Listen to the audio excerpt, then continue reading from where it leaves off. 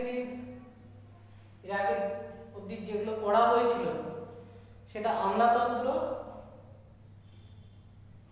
কোম্পানির অধীন যারা কর্মচারী চাকরি করতেন সে আমলাতন্ত্রের পর আমরা দেখব যে সেখানে আছে নতুন শিক্ষানীতি, 44 পেজে দেখবা সেখানে নতুন শিক্ষানীতি আছে। তো সেই নতুন শিক্ষানীতির ক্ষেত্রে আমরা দেখব governor general Lord Warren Hastings তিনি এক বিশেষ শিক্ষানীতি প্রবর্তনের চেষ্টা করেছিলেন। সেখানে ফার্সি ও অন্যান্য ভাষা জানা লোকদের রাজস্ব বিভাগে নিয়োগ করেছিলেন, চাকরি দিয়েছিলেন। এছাড়াও তিনি কোম্পানির নিয়ম নীতিগুলো যেন ভারতীয়রা বুঝতে পারে সেই জন্য কোম্পানির নিয়ম নীতিগুলি ভারতীয় ভাষার অনুবাদের উদ্যোগ নিয়েছিলেন। সেক্ষেত্রে আমরা দেখব যে সুপ্রিম কোর্টের প্রধান বিচারপতি স্যার এলিজা ইমফে যে আইনগুলো তৈরি করেছিলেন সেগুলো ভারতীয়রা যেন বুঝতে পারে সহজে, সেই কারণে সেটাকে ফার্সি ও বাংলা অন্যান্য ভাষা অনুবাদের উদ্যোগ নেন। যে ক্ষেত্রে আমরা দেখব যে জোনাথন ডানকান তিনি সেই আইনগুলিকে 1783 খ্রিস্টাব্দে তিনি বাংলা অনুবাদ করেছিলেন। ওয়ারেন হেস্টিংস বুঝেছিলেন যে ভারতীয় নিয়ম কানুনগুলোর সঙ্গে তাদের যেমন পরিচয় প্রয়োজন আছে তেমনি কোম্পানির নিয়ম কানুনগুলো যদি ভারতীয়রা বুঝতে পারে তাহলে ঔপনিবেশিক শাসনের ক্ষেত্রে সেটা সুবিধা হয়।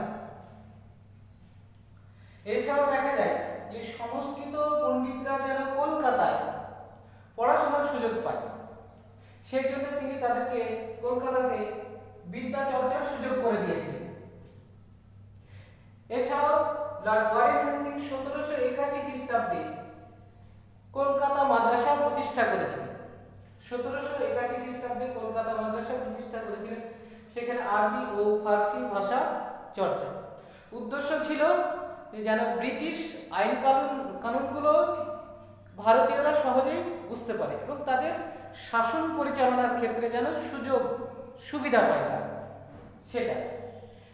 এছাড়াও আমরা দেখব যে বেনারসে সংস্কৃত কলেজ 1791 খ্রিস্টাব্দে তৈরি করেছিল। সেটা উদ্দেশ্য ছিল যে ভারতীয়দেরকে ব্রিটিশ প্রশাসনের সঙ্গে যুক্ত করা। এছাড়াও আমরা দেখব যে ভারতে শিক্ষা বিস্তারের ক্ষেত্রে আরেকটা উল্লেখযোগ্য সংস্থা ছিল এশিয়াটিক সোসাইটি, যেটা স্যার উইলিয়াম জোন্স 1784 খ্রিস্টাব্দে প্রতিষ্ঠা করেছিলেন।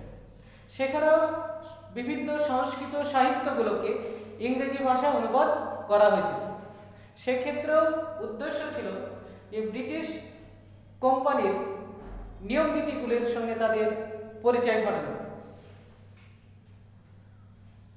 ফলে তাদের মধ্যে এই যে যোগাযোগ, ভারতীয়রা আস্তে আস্তে কোম্পানির নিয়ম নীতি ইংরেজি ভাষার সঙ্গে যে পরিচিত হচ্ছে যেন তাদের শাসন কাজের ক্ষেত্রে সুবিধা হয় এবং যাদেরকে চাকরি দেওয়া হবে তারা যেন ব্রিটিশদেরকে ভারতবর্ষ শাসন করতে যেন সহায়তা করে।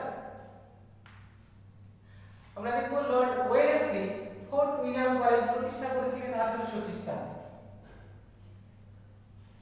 এবং সেখানে 1801 খ্রিস্টাব্দে ভারতীয়দেরকেও নিয়োগের ব্যবস্থা করেছিলেন এবং এশিয়াটিক সোসাইটির অনেক সদস্য সেখানে পড়াশোনা করিয়েছিলেন। ভারতীয় শিক্ষা বিস্তারের ক্ষেত্রে আরেকটি উল্লেখযোগ্য সংস্থার আমরা পরিচয় পাই শ্রীরামপুরে ব্যাপটিস্ট মিশন, যেটা 1800 খ্রিস্টাব্দে শ্রীরামপুরে প্রতিষ্ঠিত হয়েছিল। এই শ্রীরামপুর মিশনের যারা মিশনারি ছিলেন, সদস্য ছিলেন, তারা ভারতীয় ভাষায় ভারতীয়দের মধ্যে শিক্ষা বিস্তারে বিশেষভাবে উল্লেখযোগ্য অবদান রেখেছেন। যাদের মধ্যে আমরা সবথেকে উল্লেখযোগ্য ছিলেন সেটা হচ্ছে উইলিয়াম কেরি। তিনি ভারতীয় মহাকাব্যগুলোকে ইংরেজি ভাষায় অনুবাদ করেছিলেন। খ্রিস্টান খ্রিস্টানদের ধর্মগ্রন্থ বাইবেলকে বাংলা ভাষায় অনুবাদ করেছিলেন।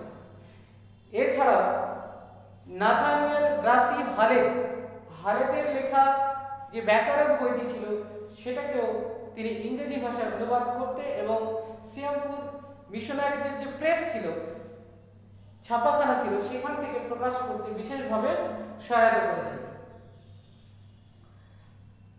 অন্যান্য মিশনারিদের মধ্যে আমরা জানব স্কটিশ মিশনারি, যার মধ্যে উল্লেখযোগ্য ছিলেন আলেকজান্ডার ডাব। তিনি কলকাতায় অনেকগুলো স্কুল প্রতিষ্ঠা করেছিলেন।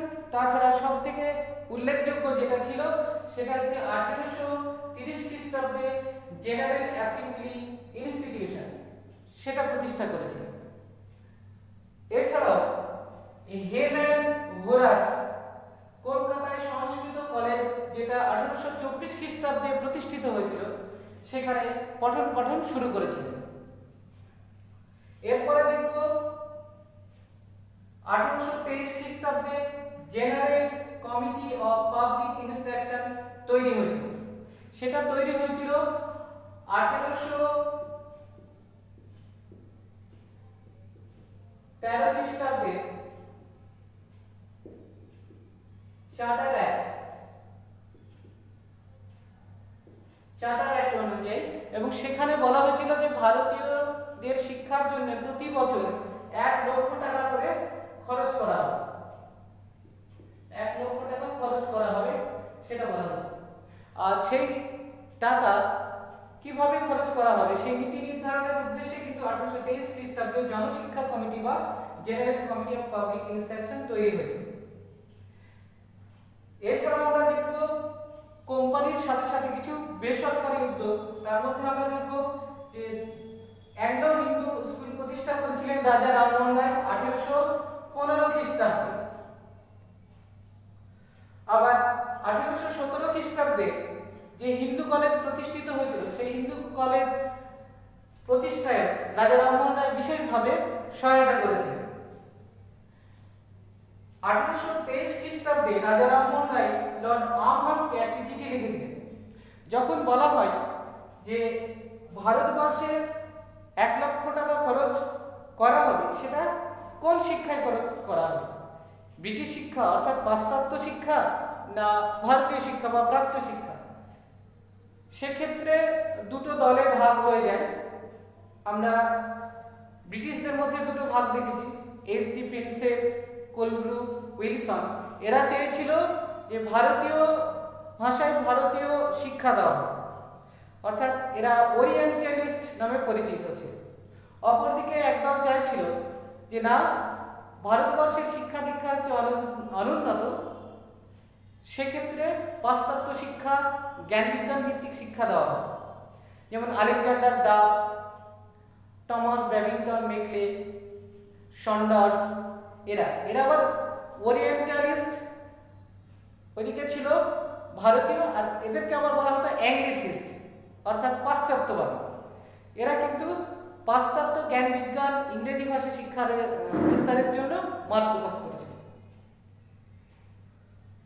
সেই পরিস্থিতিতে রাজা রামমোহন রায় 1823 খ্রিস্টাব্দে লর্ড আমহার্স্টকে একটি চিঠি লিখেছিলেন যেন ভারতে পাশ্চাত্য জ্ঞান বিজ্ঞান ভিত্তিক ইংরেজি ভাষায় শিক্ষা দেওয়া হয়। সেটা 1823 খ্রিস্টাব্দে রাজা রামমোহন রায় লিখেছিলেন।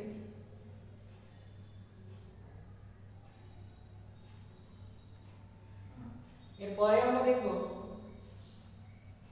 1835 খ্রিস্টাব্দে শিক্ষানীতির ক্ষেত্রে কিছুটা পরিবর্তন করা হয়। ইংরেজি ভাষার মাধ্যমে শিক্ষার উপরে বেশি গুরুত্ব দেওয়া হয়েছিল। বলা হয়েছিল যে ইংরেজি বাদে অন্যান্য দেশীয় ভাষায় শিক্ষা যে সব প্রতিষ্ঠানগুলো দেওয়া হয়, সেসব প্রতিষ্ঠানগুলোকে কোনো সরকারি টাকা দিয়ে হেল্প করা হবে না, সেটা বলা হয়েছিল।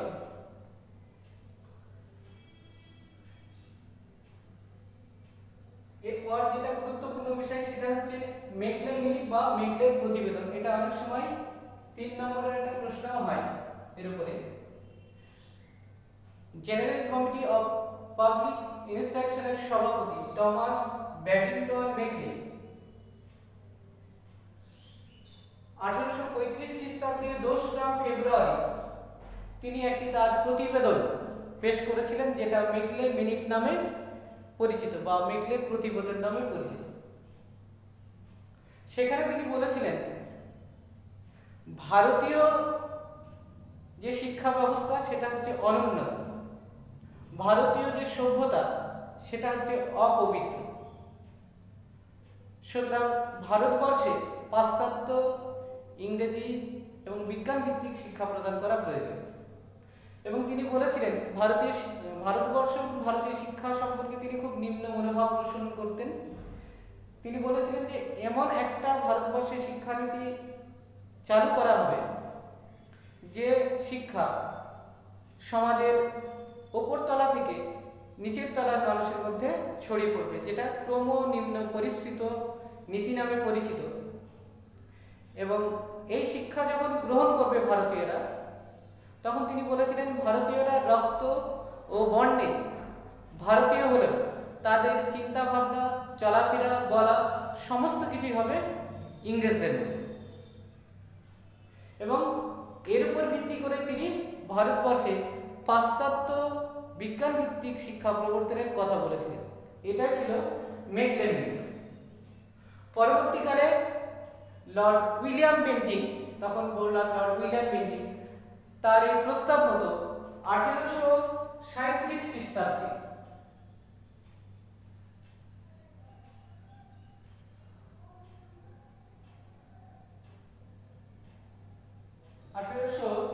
ওটা 1835 হবে, 1835 খ্রিস্টাব্দের 7 মার্চ তার এই প্রতিবেদনটি গ্রহণ করে এবং সেই মতো পাশ্চাত্য শিক্ষা প্রবর্তনের ব্যবস্থা করা হয়েছে।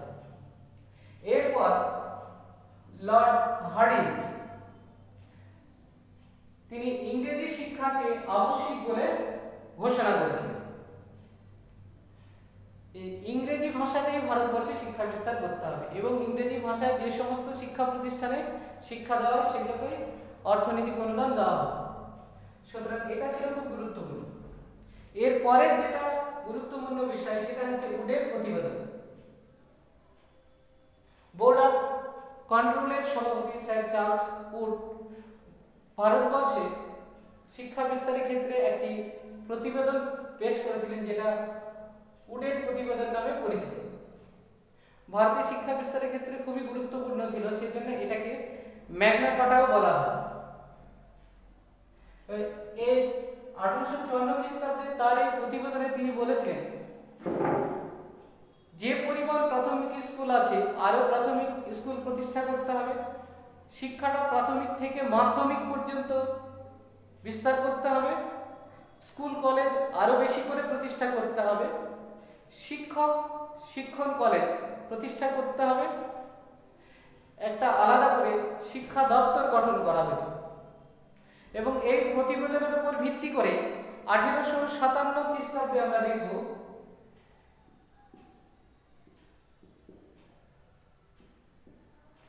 কলকাতা সহ 3টে প্রেসিডেন্সিতে 3টি বিশ্ববিদ্যালয় গড়ে উঠেছে পরবর্তীকালে। তার মধ্যে আমরা বোম্বাই প্রেসিডেন্সি, সেখানে মাতৃভাষাতেই শিক্ষা দেওয়ার ব্যবস্থা ছিল, শুধুমাত্র বোম্বার যে মূল শহর সেখানে ইংরেজি শিক্ষা চালু ছিল। ফলে সেখানে 1853 খ্রিস্টাব্দে মাতৃভাষায় শিক্ষার ব্যবস্থা করা হয়েছে বোম্বাই প্রেসিডেন্সি। মাদ্রাজ প্রেসিডেন্সির ক্ষেত্রে আমরা দেখব যে সেখানে খ্রিস্টান মিশনারিরা শিক্ষা বিস্তারের ক্ষেত্রে বিশেষ ভূমিকা গ্রহণ করেছিল।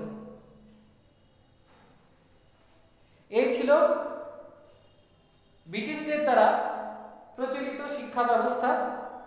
এছাড়াও আমরা আরো কয়েকটা খ্রিস্টান মিশনারির নাম পাই, London missionary society, church missionary society.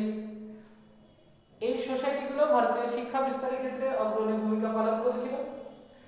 তবে নারী শিক্ষা বিস্তারের ক্ষেত্রে এখানে খুব বেশি তারা উদ্যোগ গ্রহণ করেছিল না। তার মধ্যে ড্রিঙ্ক ওয়াটার বিটন তিনি একটি হিন্দু বালিকা বিদ্যালয় প্রতিষ্ঠা করেছিলেন 1849 খ্রিস্টাব্দে বিদ্যাসাগরের সহযোগিতায়। এছাড়া মিস কুক উনিও নারী শিক্ষা বিস্তারের ক্ষেত্রে বিশেষ সহযোগিতা করেছিলেন। এখন যে শিক্ষা বিস্তার আমরা দেখলাম, সেই শিক্ষা বিস্তার নীতির মূল্যায়ন বা ফলাফল কি হয়েছে? এই ব্রিটিশদের শিক্ষা বিস্তারের ক্ষেত্রে আমরা দেখব যে ভারতীয়দের ভালো হোক, উপকার হোক, এই উদ্দেশ্য নিয়ে তারা কিন্তু শিক্ষা বিস্তার করতে চেয়েছিল। মূলত ব্রিটিশদের প্রশাসনিক ব্যবস্থাকে পরিচালনা করার কাজে কিছু ভারতীয় কেরানি তৈরি করা ছিল মূল উদ্দেশ্য, যেন তারা ব্রিটিশদেরকে কার্যকলাপে অফিসটাকে পরিচালনা করতে সহযোগিতা করে। তাছাড়া তারা যে শিক্ষানীতি গ্রহণ করেছিল সেখানে গণশিক্ষা মানে সার্বিক ভারতীয় শিক্ষার কোনো ব্যবস্থা ছিল না। শিক্ষার মাধ্যমটা ইংরেজি হওয়ার ফলেও সেই শিক্ষা সবার মধ্যে ছড়িয়ে পড়েছিল না। তারা যে শিক্ষাটা গ্রহণ করেছিল সেই শিক্ষার ক্ষেত্রে দেখা যায় যে মানে শিক্ষক শিক্ষণ বা হাতে কলমে যে শিক্ষা, সেই শিক্ষার ব্যবস্থা ছিল না। ফলে শিক্ষা ব্যবস্থাটা হয়ে গিয়েছিল পুঁথিগত শিক্ষা। এছাড়াও তাদের এই শিক্ষায় ব্রিটিশ শিক্ষানীতি এতটা জোর দেওয়া হয়েছিল যে ভারতীয় শিক্ষা অবলুপ্ত হয়ে যাচ্ছে। ফলে তাদের এই সার্বিক শিক্ষা ভারতীয়দের ক্ষেত্রে বা যে পরিমাণ টাকা শিক্ষার ক্ষেত্রে বরাদ্দ করা হয়েছিল সেটা যথেষ্ট ছিল না। তবে তাদের এই শিক্ষানীতি ভারতকে কিছুটা এগিয়ে দিয়েছিল সেটা বলা যায়।